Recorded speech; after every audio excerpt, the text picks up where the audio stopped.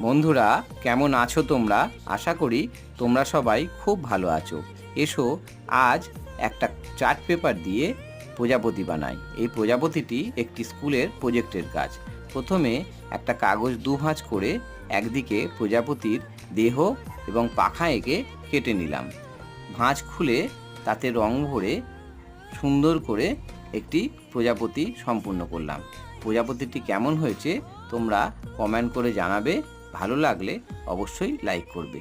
তোমরা সবাই খুব ভালো থেকো, আনন্দ থেকো।